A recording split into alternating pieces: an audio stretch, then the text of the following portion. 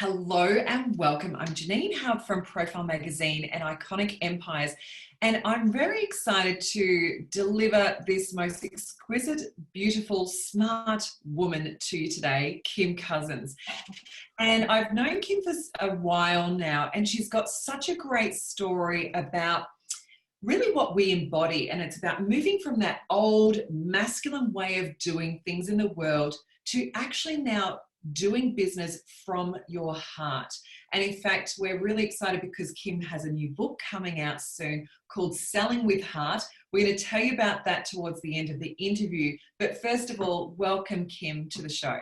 Oh, hi Janine. Thank you so much for that lovely introduction, and hi everybody. It's great to be here. So good to have you, Kym. So I want to dive into your background, really to set the scene for this interview, because you have a wealth of knowledge and many, many, many years of being in corporate and especially in sales. So tell me a little bit about that, to then why you've got a book now called Selling with Heart. Oh, yeah, great story. How long have we got? Half an hour. Okay, great. So yes, I've had quite an extensive background career in corporate sales, and that I really cut my teeth in with Telstra. Look, really big company and very male-dominated industry, but a very structured organisation with lots of training and focus and all sorts of things. And from cutting my teeth and really forging my career as a salesperson in Telstra, I then moved along into other IT companies over the next few years, where I had a lot to do with external partnerships and working with people and selling with them and selling through them. And again, very male dominated in IT. And I guess coming through as a salesperson and then moving more into sales management, I found that there are things that we were taught to do that really felt for me like it was a bit of a square peg in a round hole. What I mean by that is sales training methodologies. You say this, you do this, you give them this is what your proposal looks like, and this is how you then get that customer to work with you. And it never felt quite right. And I worked with a lot of guys, and there were lots of big personalities, and I sort of thought, you know what, am I really up for this? Am I really cut out for this? But I did have some good mentors who said, no, just hang in there. You know, you're really good at understanding customers' needs. You're really good at relationships. You're really good at helping the rest of your team and collaborating and developing them. So I found that I naturally gravitated towards leading the team and helping them become motivated so that they could be more successful in their sales roles. And I had to really think about, well, how do I really get under the skin of my sales team, and how do I find what motivates them?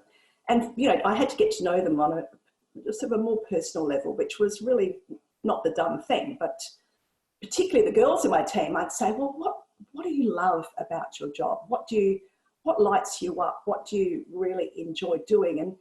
And they said, well, I enjoy these things, but I don't enjoy these things. And I said, well, what is it? The things that you don't enjoy, what are they? And they said, well, you know, Fred in the team, he's a really good sales guy, but, you know, I'm sort of trying to be more like him. And that's where I started to think, no, you don't need to be like him. You just need to be like yourself. You need to find your strengths and what you enjoy doing. So from that sales management role, I moved more into what they call a sales enablement role, or a sales training, sales development role.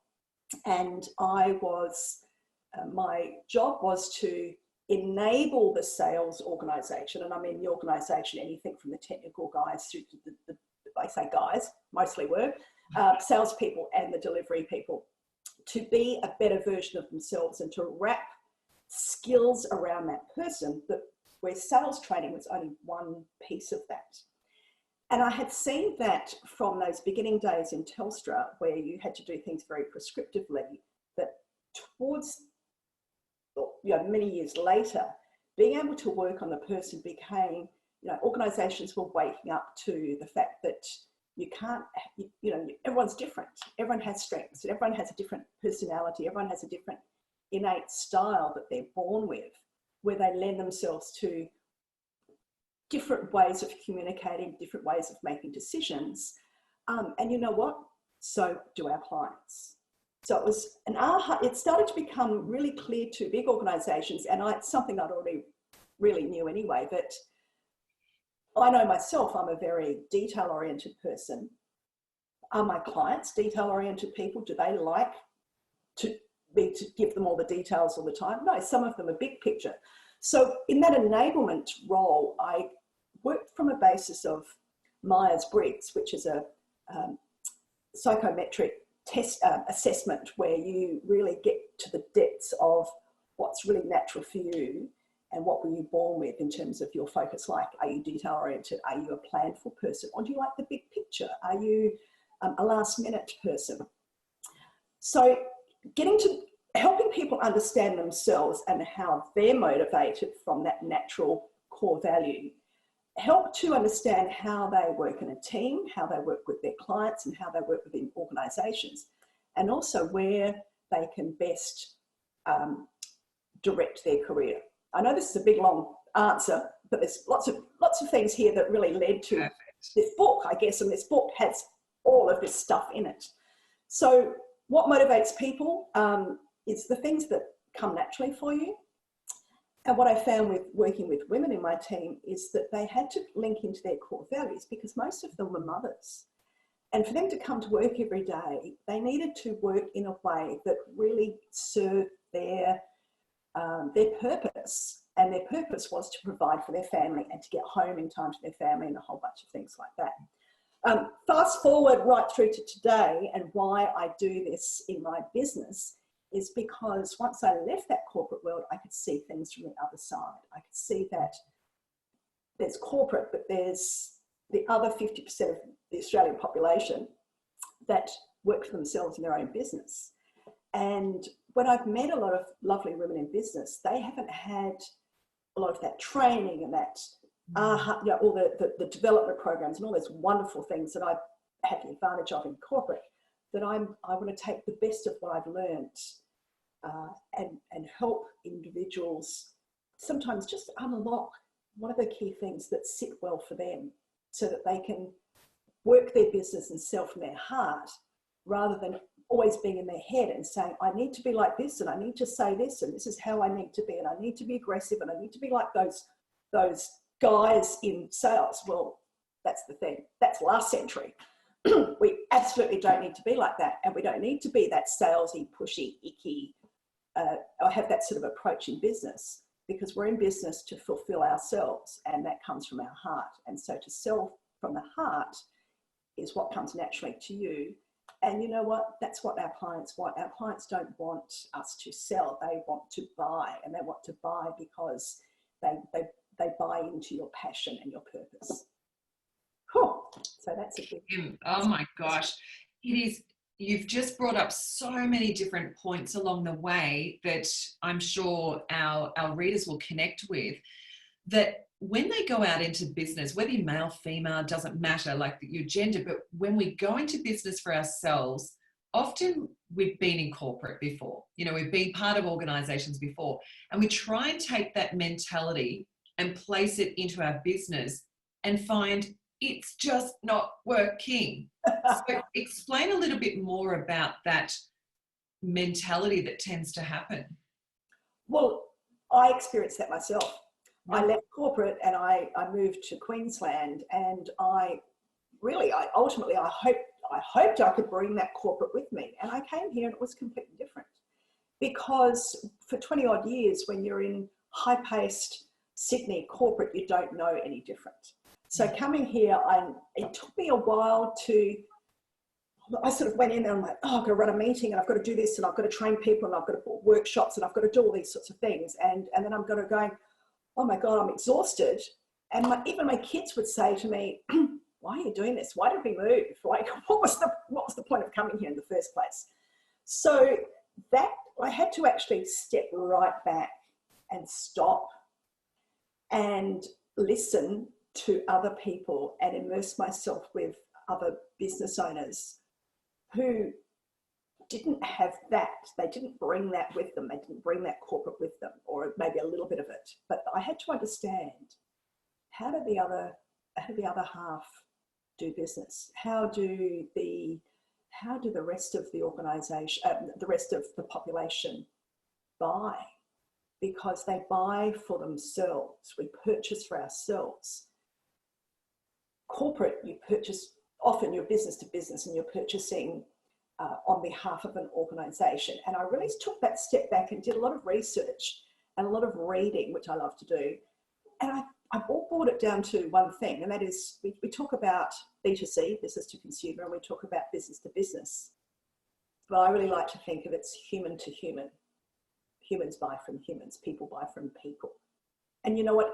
In corporate you do too, but when you're running a business where you are the business in particular, that you need to, if you can get down under the skin of humans do buy from humans. And even though some of my clients are businesses and I'll work with a team, if I scale back who they're working for and bring it down to who are they and how are they interacting with their clients, then they start to see things really differently.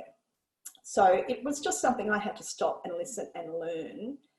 And so having been through that and having to discovered all of that and done that sort of research, I can help others to cut through that a lot more quickly than I have. Beautiful.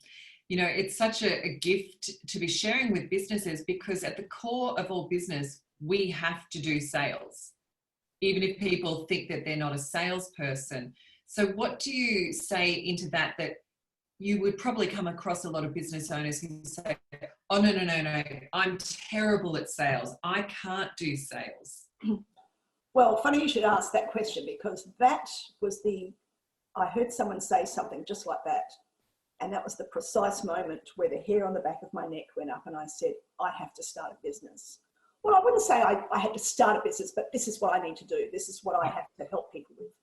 And I was at a Women in Business networking event, and each woman around the table had to stand up and talk about, you know, what they do.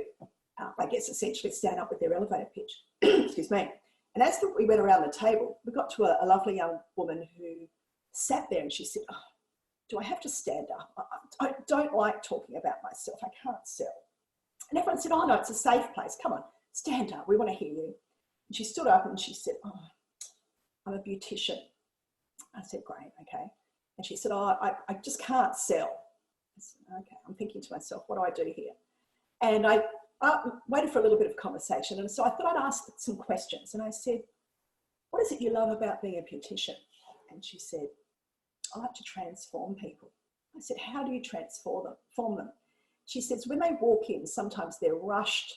They've just dropped the kids off at school. They know they've got a house full of chores to do, but then they take some time out for themselves. She pampers them. She makes them feel amazing and look amazing. And they walk out of here feeling light and happy. She says, I love that.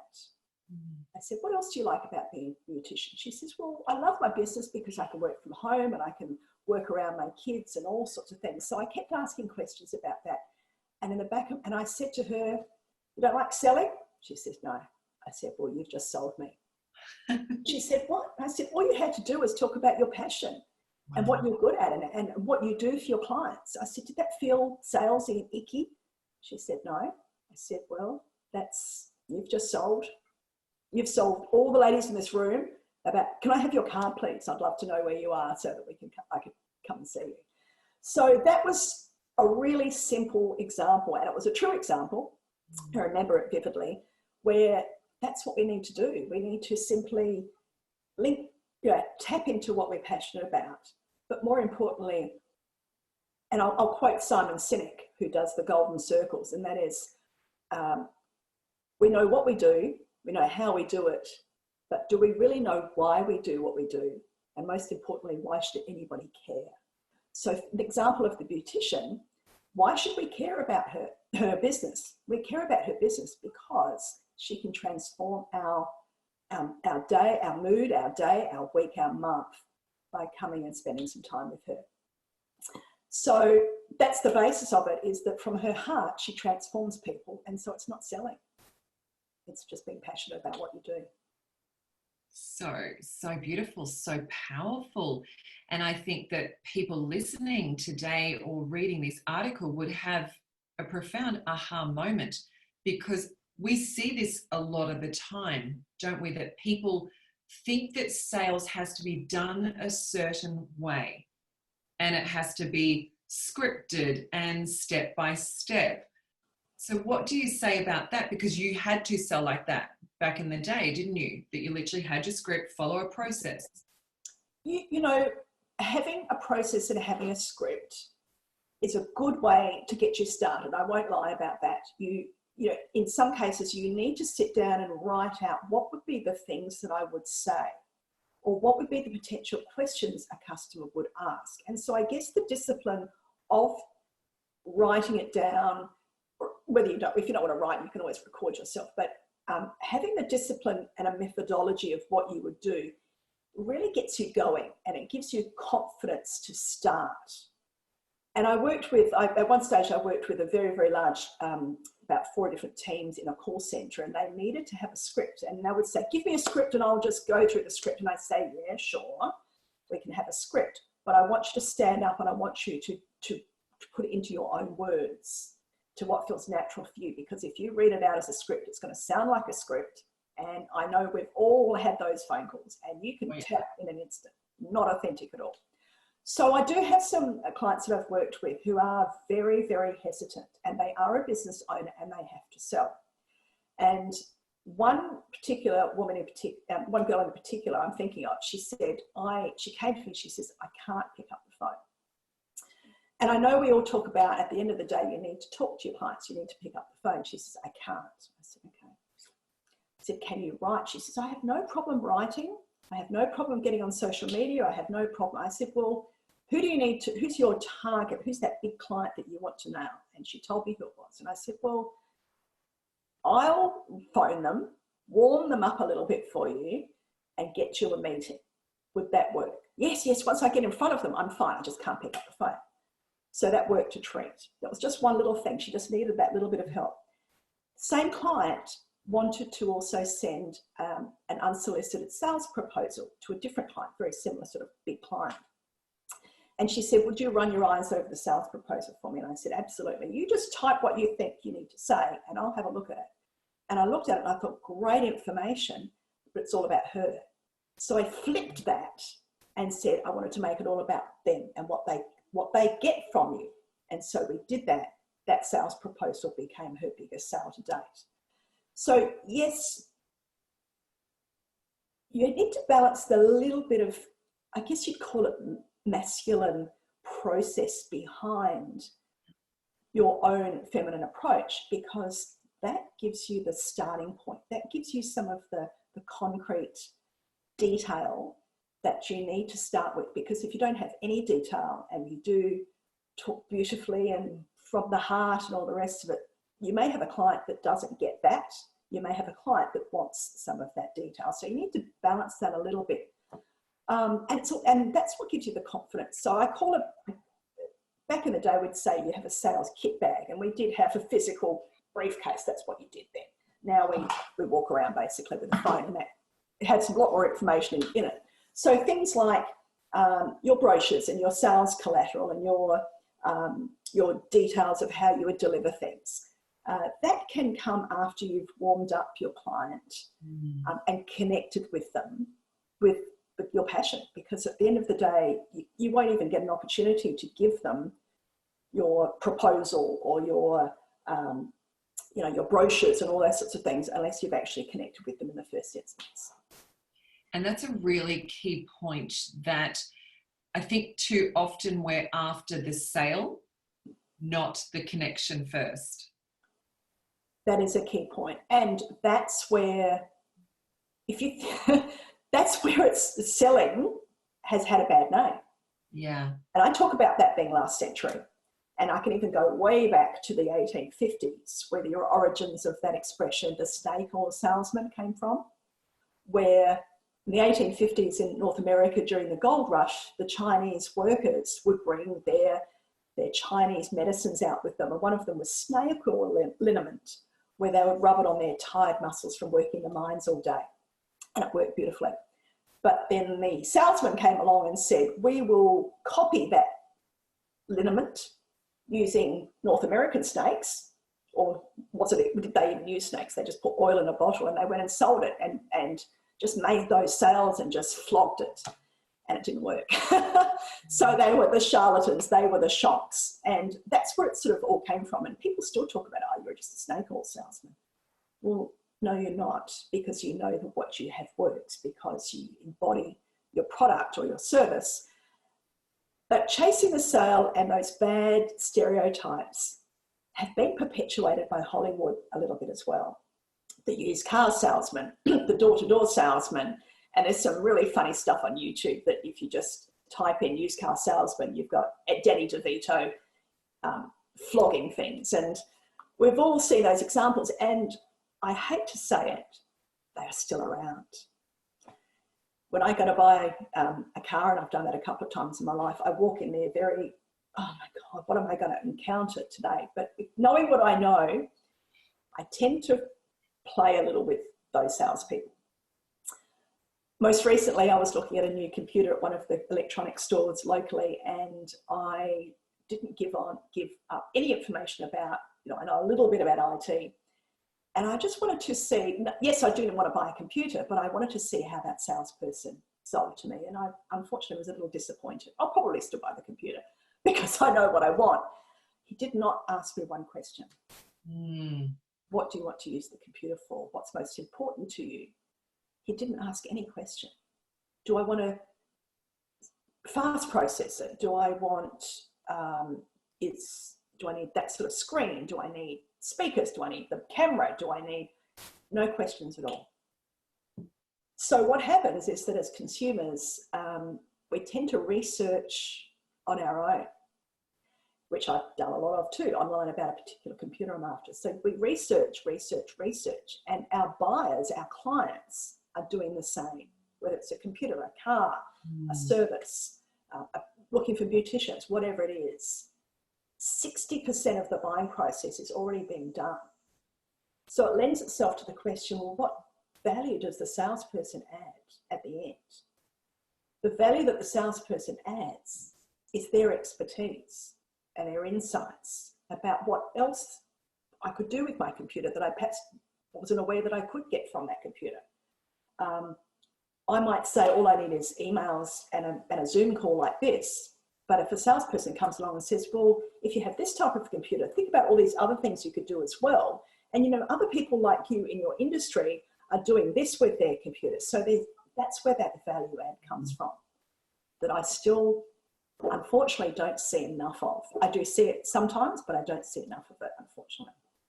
And they can only get to that value add if they've asked questions and connected with you. Yes. So I mentioned a little bit before about I work from a basis of Myers-Briggs, and I'm sure everyone here probably heard of introverts versus extroverts. Extroverted people typically talk a lot. They gather their energy from people and their surroundings. Introverts think before they speak generally. They can talk a lot and can be very expressive, particularly when it's a subject they know lots about, but they draw their energy from within. It doesn't mean that extroverts are always loud and that introverts are always quiet. It doesn't mean that at all. But introverts, when they're selling, will ask a lot of questions because they don't want to do the talking. They want their customer to do the talking. So asking questions, getting that information, and then using their passion and their knowledge and their insights, they can then present to their customer their recommendations as to what they think would suit them the best. So we temper that with extroverts. So typically in selling, people who have employed salespeople tend to look for that talkative person that's out there in front of them, picks up the phone and presents and does all these sorts of things. But and that's a great thing to have and can help get you in the door and find clients very quickly. But at the end of the day, can they ask questions and listen to their clients? Can either introverts or extroverts do both? Absolutely. But it's a case of understanding where those strengths are so that you know, if I say, well, like my client who couldn't pick up the phone, yes, she's an introvert, I know that, she couldn't pick up the phone. And I said, well, we have to work together to help you get that confidence and skill to do it, or don't pick up the phone, do everything in written format. Flip side, extrovert, you're not very good with written format. Okay, well, you're going to need to do as much as you can via video, via standing up in front of people, and via the telephone. So in a sales person in a business who wants to sell, they need to balance a lot of those things, because they don't have a whole team of people where they can say, you know what, you're good at writing proposals, you're good at going on video, but particularly if I'm a very small business, you've got to do all of that yourself. And so you do have to learn everything you can to enable you to be able to sell your business, sell yourself and your business. And as we mentioned earlier, if you have a business, you are a salesperson. You are. And you need to really learn these skills. Like, I would say these are quite possibly the most important skills to learn if you have a business, because if you don't have sales, you don't have clients, and you don't have revenue, and you don't have a business. Look, with small business owners in particular, there's a stage that comes before that point, and that is attracting clients in the first place. Yeah. So there's a whole range of things that need to be in place to enable the sales in your business. And I use that word enable because that's my business name, is Sprout Enablement, and it's enabling you to do things. It's all the things wrapped around. It's not just that selling piece. So it's, you know, your branding and your marketing and your lead generation and all those sorts of things that come before selling.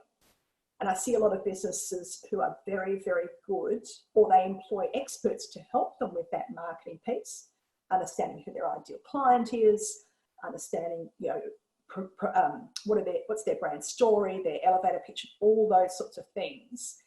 If you don't have that, then it's very hard to sell. So you need both of those things. A lot of people focus on that marketing piece and then forget, they say, well, how do I close the sale? Not about closing the sale. It's about taking a buyer on a journey, your client on a journey, to the point where the next step is simply that they want to work with you.